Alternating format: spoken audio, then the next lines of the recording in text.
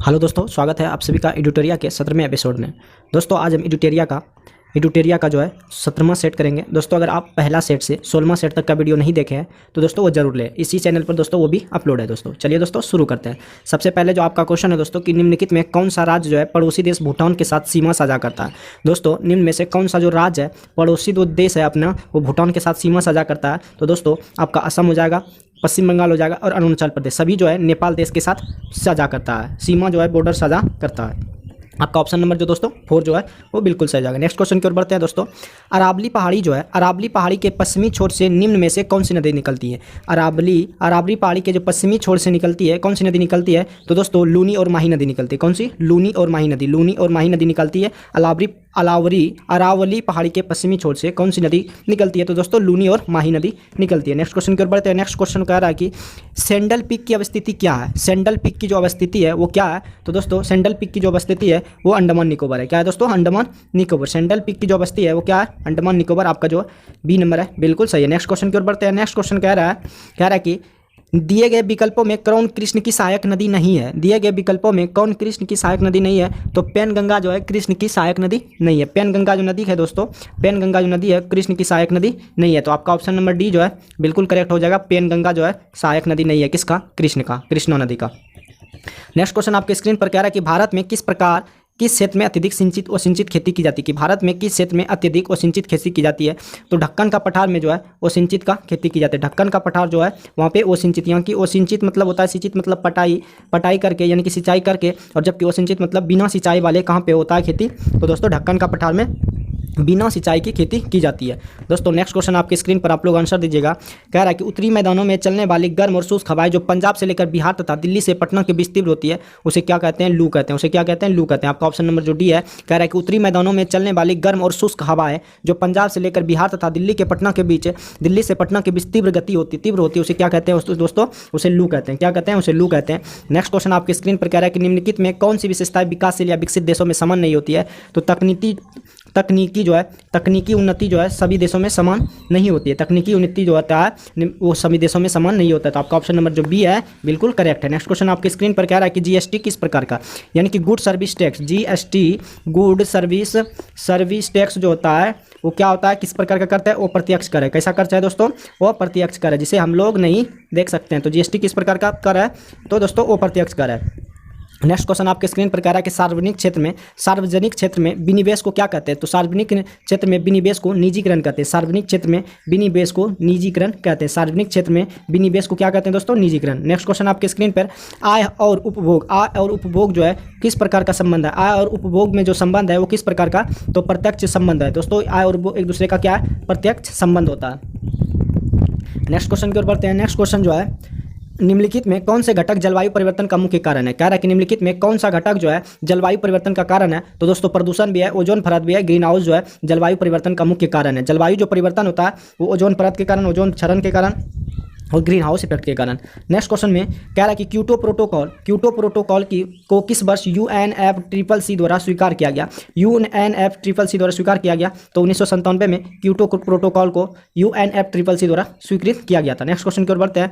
कह रहा है कि निम्नलिखित को सुमिलित कीजिए। तो दोस्तों सिमलीपाल अभ्यारण्य जो है दोस्तों उड़ीसा में, जबकि गिर राष्ट्रीय उद्यान गुजरात में। गिर राष्ट्रीय उद्यान कहाँ पे? गुजरात में।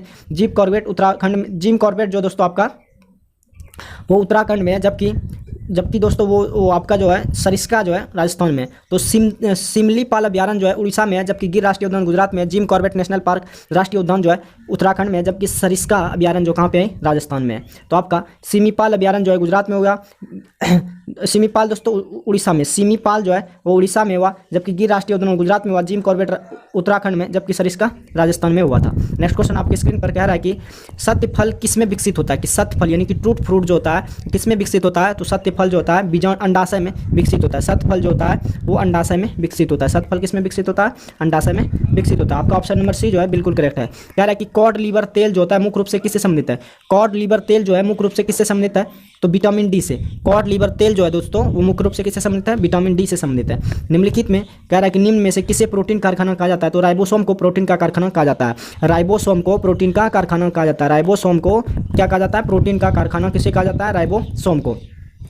नेक्स्ट क्वेश्चन कि वह जीव जिसमें केंद्रक झिल्ली का अभाव होता है उसे क्या कहते हैं? तो दोस्तों उसे प्रोकैरियोटिक कहते हैं, प्रोकैरियोटिक कहते हैं। वह जीव जिसमें केंद्रक झिल्ली का नहीं होता है यानी का अभाव होता है उसे क्या कहते हैं? प्रोकैरियोटिक कोशिका कहते हैं। नेक्स्ट क्वेश्चन की ओर बढ़ते हैं। कह रहा है कि निम्नलिखित में कौन संशोधित भूमिगत तना का एक उदाहरण है? तो दोस्तों भूमिगत निम्नलिखित में कौन जो है संशोधित भूमिगत तना का जो उदाहरण है वो क्या है? आलू का कौन सा भाग नहीं खाया जाता? तो जड़ नहीं खाया जाता, जबकि तना ही खाया जाता है।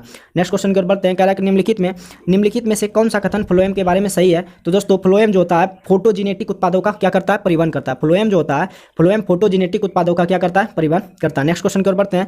दोस्तों आप लोग तेजी से आंसर दीजिएगा कि स्थलीय हरे पौधों की पत्तियों में कितनी मात्रा में उपलब्ध सौर ऊर्जा को खाद्य ऊर्जा में परिवर्तित करता है? कि स्थलीय पौधे जो होता है पौधों की पत्तियों से कितनी मात्रा में उपलब्ध सौर ऊर्जा को खाद्य ऊर्जा में परिवर्तित करता है? तो 1% होता है सौर ऊर्जा को खाद्य ऊर्जा में परिवर्तित करता है, तो आपका 1% हो जाएगा। नेक्स्ट क्वेश्चन की ओर बढ़ते हैं। कैल्शियम कार्बाइड का उपयोग कर फलों को पकाने के लिए किया जाता है, क्योंकि यह बनता है क्या? C2H2 यानी कि एसिटिलीन बचता है। एसिटिलीन का प्रयोग फलों को पकाने के लिए किया जाता है। आपको क्वेश्चन पूछेगा कि फलों को पकाने के लिए किसका उपयोग किया जाता है? तो एसिटिलीन का प्रयोग किया जाता है फलों को पकाने के लिए। नेक्स्ट क्वेश्चन की ओर बढ़ते हैं। कह रहा है कि एन कोष में अधिकतम इलेक्ट्रॉनों की संख्या कितनी होती है? एन कोष में इलेक्ट्रॉनों की संख्या कितनी होती है? तो एन कोष में इलेक्ट्रॉनों की संख्या 32 होती है। एन कोष में इलेक्ट्रॉनों की संख्या कितनी होती है दोस्तों? 32 होती है। कितना होती है? 32। आपका जो ऑप्शन नंबर डी नंबर है बिल्कुल सही है। नेक्स्ट क्वेश्चन की ओर बढ़ते हैं। आधुनिक आवर्त सारणी के उस समूह का नाम बताया जिसमें सभी तत्व सभी गैसें हैं। दोस्तों आधुनिक आवर्त सारणी के उस समूह का नाम बताया जिसमें सभी तत्व है, ऐसे तत्व जो सभी क्या है? गैसें है। तो दोस्तों समूह 18 का जो है उसमें सभी गैसें helium, neon, argon, krypton, xenon, radon, ये सब दोस्तों क्या है? गैसें है। तो आधुनिक आवर्त सारणी के उस समूह का नाम बताया जिसमें कि सभी तत्व जो है सभी क्या है? गैसें है। तो समूह 18 के तत्व जो है क्या है? वो सभी गैसें है। और दोस्तों नेक्स्ट क्वेश्चन की ओर बढ़ते हैं। कह रहा है कि प्रेरक वो रासायनिक पदार्थ होते हैं जो जल में घुलकर क्या करते हैं? तो OH- आयन मुक्त करते हैं। प्रेरक वो रासायनिक पदार्थ होते हैं जो जल में घुलकर क्या मुक्त करते हैं? OH आयन मुक्त करते हैं। नेक्स्ट क्वेश्चन की ओर बढ़ते हैं। कह रहा है कि स्थितिज ऊर्जा के प्रबंध में निम्न में से कौन सा कथन सत्य नहीं है? तो दोस्तों सभी हो सकता है। स्थितिज ऊर्जा क्रियाशील ऊर्जा है, ऊंचाई में परिवर्तन होने पर स्थायी ऊर्जा में परिवर्तन नहीं होता है, जबकि स्थिति ऊर्जा संचित ऊर्जा है। तो आपका ऑप्शन नंबर सभी जो है वो सत्य है, यानी कि ये सो दोस्तों सभी है। स्थिति ऊर्जा क्रियाशील ऊर्जा है, ऊंचाई में परिवर्तन होने के कारण स्थिति ऊर्जा में परिवर्तन होता है, स्थिति ऊर्जा संचित ऊर्जा। आपका ऑप्शन नंबर ABC बिल्कुल सही है। निम्नलिखित में कौन जो अनुप्रस्थ तरंग नहीं है? निम्नलिखित में कौन सी तरंग अनुप्रस्थ तरंग नहीं है? तो सर्पिलाकार स्प्रिंग में उत्पन्न यानी कि सर्पिलाकार इस तरह का जो स्प्रिंग होता है उसमें जो है अनुप्रस्थ तरंग नहीं है, अनुप्रस्थ तरंग नहीं है। सर्पिलाकार स्प्रिंग में उत्पन्न तरंग जो है अनुप्रस्थ तरंग नहीं है।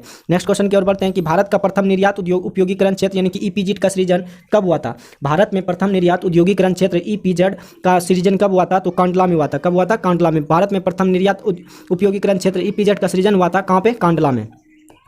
नेक्स्ट क्वेश्चन की ओर बढ़ते हैं। कह रहा है कि भारतीय पंचवर्षीय योजना में प्रमुख उद्देश्य है कि भारतीय पंचवर्षीय योजना का प्रमुख उद्देश्य क्या है? कि स्वावलंबन एवं विदेशी सहायता पर निर्भरता कम करना। स्वावलंबन एवं विदेशी सहायता पर निर्भरता कम करना, ये किसका? भारत में पंचवर्षीय योजना का प्रमुख कारण था कि स्वावलंबन एवं विदेशी सहायता पर निर्भरता कम करना। नेक्स्ट क्वेश्चन की ओर बढ़ते हैं। कह रहा है कि भारतीय चारागाह एवं चारा अनुसंधान कहाँ स्थित है? तो झांसी में। भारतीय चारागाह एवं चारा अनुसंधान जो स्थित है कहाँ पे? झांसी में। नेक्स्ट क्वेश्चन की ओर बढ़ते हैं कि भारतीय संविधान के किस अनुच्छेद में के अंतर्गत किसी भी व्यक्ति को विदेश यात्रा के लिए अधिकार संविधान के किस अनुच्छेद के अंतर्गत किसी व्यक्ति के विदेश यात्रा के अधिकार को संरक्षण प्रदान करता है? तो आर्टिकल 21 में 21 के अंतर्गत संविधान के किसी भी व्यक्ति के विदेश यात्रा के अधिकार को संरक्षण प्रदान करता है आर्टिकल 21 के तहत। नेक्स्ट क्वेश्चन की ओर बढ़ते हैं। नेक्स्ट क्वेश्चन जो है कि सेवा के अधिकार की अवधारणा सर्वप्रथम किस देश में प्रारंभ हुई थी? कि सेवा के अधिकार की अवधारणा जो है सर्वप्रथम किस देश में प्रारंभ हुई थी? तो ब्रिटेन में हुई थी। सेवा के अधिकार की अवधारणा जो है अधिकार की अवधारणा जो है सर्वप्रथम किस देश से प्रारंभ हुई थी? तो ब्रिटेन से हुई थी। नेक्स्ट क्वेश्चन की ओर बढ़ते हैं। कह रहा है कि भारत में राष्ट्रपति अपनी शक्तियों का प्रयोग करते हैं किसमें? सीधे अथवा अपने प्रतिनिधि अधिकारियों द्वारा। भारत के राष्ट्रपति जो अपनी शक्तियों का प्रयोग करते हैं किसके द्वारा? सीधे यानी कि अपने से कर सकते हैं या अपने अधीन अधिकारियों द्वारा। अपने अंडर जो अधिकारी काम करता है उसके द्वारा ये अपनी शक्तियों का प्रयोग करते हैं। नेक्स्ट क्वेश्चन कि भारत में यानी कि निम्नलिखित में कौन एक गैर संवैधानिक निकाय है? तो दोस्तों राष्ट्रीय मानवाधिकार एक गैर संवैधानिक निकाय है, जबकि केंद्रीय अन्वेषण ब्यूरो ये भी संवैधानिक निकाय है, और जबकि लोकपाल भी एक गैर संवैधानिक निकाय है। तो 1, 3, 4 जो आपका ऑप्शन नंबर C जो है बिल्कुल करेक्ट है। नेक्स्ट क्वेश्चन की ओर बढ़ते हैं। नेक्स्ट क्वेश्चन कह रहा है कि जनसंख्या नियंत्रण एवं परिवार नियोजन संविधान के 7वें अनुसूची के किस सूची का विषय है? कह रहा है जनसंख्या नियंत्रण यानी कि जनसंख्या पर कंट्रोल करना परिवार नियोजन संविधान के 7वीं अनुसूची के किस सूची का विषय है? तो किस सूची का आपका जो विषय हो जाएगा वो समवर्ती सूची का विषय हो जाएगा, यानी कि राज्य सूची भी उसमें अंतर्गत आता है और संघ सूची भी उसमें आता है समवर्ती सूची में। नेक्स्ट क्वेश्चन की ओर बढ़ते हैं। कह रहा है कि राज्य सरकार का कार्यकारी जो होता है राज्य सरकार का कार्यकारी अध्यक्ष संवैधानिक प्रमुख कौन होता है? तो राज्यपाल होता है। राज्य सरकार का कार्यकारी जो होता है अध्यक्ष संवैधानिक प्रमुख कौन होता है? तो दोस्तों आपका जो ऑप्शन नंबर A होता है वो राज्यपाल होता है। कौन होता है? राज्यपाल। कह रहा है कि निम्नलिखित में किस समिति आयोग ने न्याय पंचायतों को गठन की सिफारिश की थी? तो अशोक मेहता समय ने न्याय पंचायतों की गठन की सिफारिश की थी। अशोक मेहता समिति ने न्याय पंचायतों के गठन की सिफारिश की थी। नेक्स्ट क्वेश्चन की ओर बढ़ते हैं। नेक्स्ट क्वेश्चन कह रहा है कि सूची 1 को सूची 2 से मिलाइए। तो संवैधानिक प्रावधान है स्रोत है मंत्रिमंडल सरकार का जो स्रोत है वो ब्रिटेन से है, केंद्रीय राज संबंध कनाडा से है, आपात संबंध जर्मनी से है और मूल अधिकार अमेरिका से लिया गया। संवैधानिक जो प्रावधान है कि ये जो संविधान है किससे लिया गया, कौन सा देश से? तो मंत्रिमंडलीय सरकार जो होता है वो ब्रिटेन से लिया गया, केंद्र राज संबंध कनाडा से, आपात संबंध जर्मनी से और मूल अधिकार जो लिया गया हमारे संविधान में वो अमेरिका से लिया गया।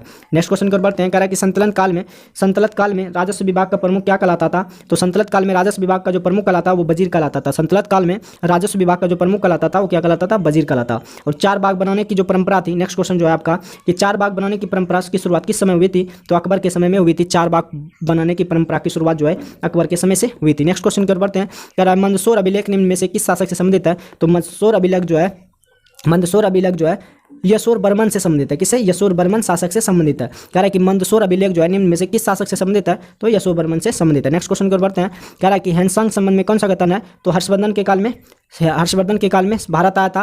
दोस्तों इसका भ्रमण बुतन ईस्वी में करनी था। हैंसांग ने बुद्ध की प्रतिमा के साथ सुबेर शिव की प्रतिमा का पूजन किया था। तो सभी सत्य यानी कि सभी सत्य हर्षवर्धन के काल में शासनकाल में भारत आया था और इसकी भ्रमण वृत्तांत शिव ने की थी। हैंसांग ने बुद्ध की प्रतिमा के साथ कृष्ण मंदिर यानी कि सूर्य के साथ शिव की प्रतिमाओं का भी पूजन किया था। ये तीनों जो आपका सही है। नेक्स्ट क्वेश्चन की ओर बढ़ते हैं। सेंदप सभ्यता नेक्स्ट क्वेश्चन आपका जो है सेंदप सभ्यता के प्रमुख स्थल रोपड़ जो है किस नदी के किनारे स्थित है? कि सेंदप सभ्यता के प्रमुख स्थल रोपड़ जो है किस नदी के किनारे स्थित है? तो दोस्तों रोपड़ जो आपका सतलज नदी के किनारे स्थित है। तो नेक्स्ट क्वेश्चन आपका स्क्रीन पर कह रहा है कि उत्तरकालीन मुगल सम्राट में सर्वाधिक समय तक शासन किसने किया था? तो शाह आलम जो द्वितीय था उसने सर्वाधिक लंबे समय तक शासन किया था। शाह आलम जो द्वितीय था वो उत्तरकालीन मुगल सम्राट के सर्वाधिक समय तक जो शासन किया था वो शाह आलम द्वितीय ने किया था। और प्रमुख जैन तीर्थंकरों में अरिष्टनेमी 22वें चिन्ह का प्रतीक क्या था? तो 22वें का जो चिन्ह का प्रतीक था वो क्या था? शंख था। क्या था दोस्तों? शंख था। और दोस्तों लंगर व्यवस्था चालू किया था, लंगर व्यवस्था को किस सिख गुरु ने अस्थाई बना दिया था? तो लंगर जो व्यवस्था है वो किस गुरु ने अस्थाई बनाया था? तो गुरु अंगद ने बनाया था। लंगर व्यवस्था यानी कि आपको रहने का जो व्यवस्था होता है वो लंगर व्यवस्था होता है, वो किसने अस्थाई बना दिया था? तो गुरु अंगद ने बनाया था। नेक्स्ट क्वेश्चन आपको बढ़ते हैं।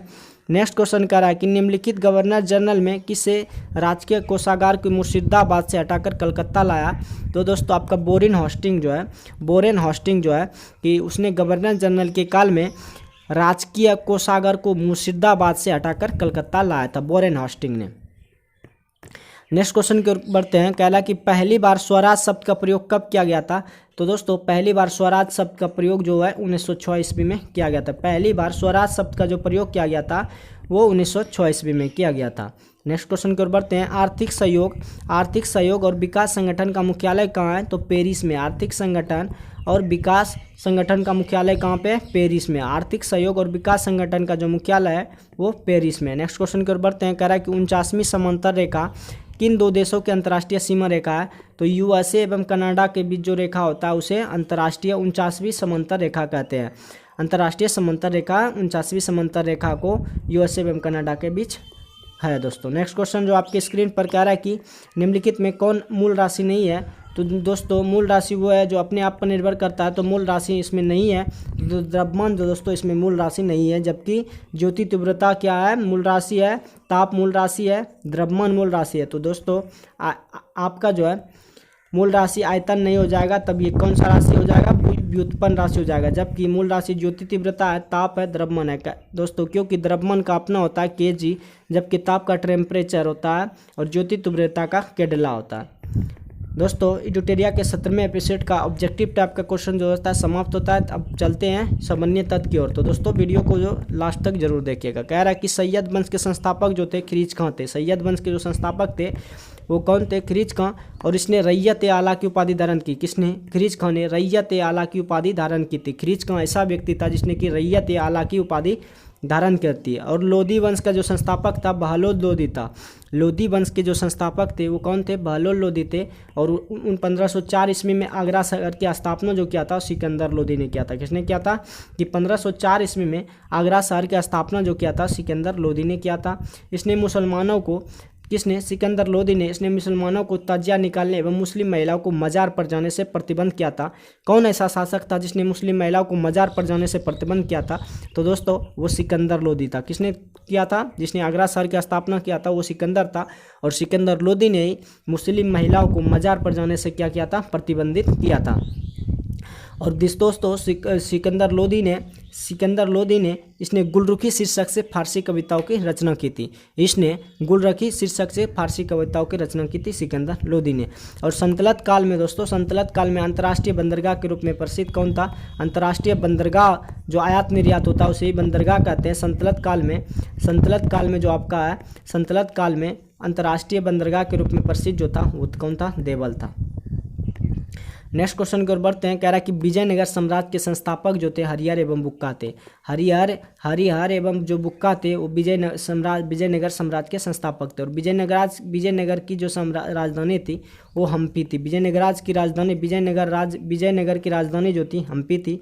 और इस वंश के शासक बुक्का वन ने वेद मार्ग प्रतिष्ठापक की उपाधि धारण की थी। और देवराय के प्रथम के शासनकाल में इटली यात्री जो है निकोलो कॉन्टी विजयनगर आया था। देवराय प्रथम के काल में इटली यात्री जो था निकोलो कॉन्टी वो विजयनगर आया था। और देवराय टू के काल में, और कह रहा है देवराय टू के शासनकाल में फारसी राजदूत अब्दुल रजाक जो है विजयनगर आया था। देवराय प्रथम के शासनकाल में इटली यात्री निकोलो कॉन्टी जो है विजयनगर आया था। और देवराय टू के शासनकाल में फारसी राजदूत अब्दुल रजाक जो है विजयनगर आया था। और देवराय टू को जगबेटकर की संख्या दी गई। देवराय टू को जगबेटकर की संख्या दी गई थी। नेक्स्ट क्वेश्चन कह रहा है कि कृष्णदेव राय के शासनकाल में पुर्तगाली यात्री डोमिगोस पायस विजयनगर आया था। कृष्णदेव राय के शासनकाल में पुर्तगाली यात्री डोमिगोस जो है कहाँ आया था? पायस विजयनगर आया था। कृष्णदेव राय के शासनकाल में पुर्तगाली यात्री बारबोसा जो है विजयनगर आया था। नेक्स्ट क्वेश्चन की ओर बढ़ते हैं। कह रहा है कि ओछ्युत राय के शासनकाल में पुर्तगाली यात्री नूनी जो है विजयनगर आया था। और मुगल शासक बाबर ने अपनी आत्मकथा में कृष्णदेव राय को भारत का सबसे शक्तिशाली शासक बताया गया। और मुगल काल में बाबर ने जो है अपनी कथा में लिखा है कि आत्मकथा में कि कृष्णदेव राय जो है सबसे शक्तिशाली शासक बताया गया। और कृष्णदेव राय के दरबार में तेलुगु साहित्य के प्रसिद्ध कवि जो जिन्हें अष्टदिग्गज के कहा गया। और विजयनगर साम्राज्य के पतन का जो कारण था तालीकोट का युद्ध था जो 23 जनवरी 1565 को समाप्त हुआ। तालीकोटा का युद्ध जो हुआ 1565 को समाप्त हो गया। तो दोस्तों एडुटेरिया के 17वें एपिसोड का वीडियो समाप्त होता है। दोस्तों अगर ये वीडियो आपको अच्छा लगे तो वीडियो को लाइक शेयर अपने दोस्तों के साथ जरूर कीजिएगा। तो मिलते हैं किसी नेक्स्ट वीडियो में। आज के लिए बस इतना ही। जय हिंद।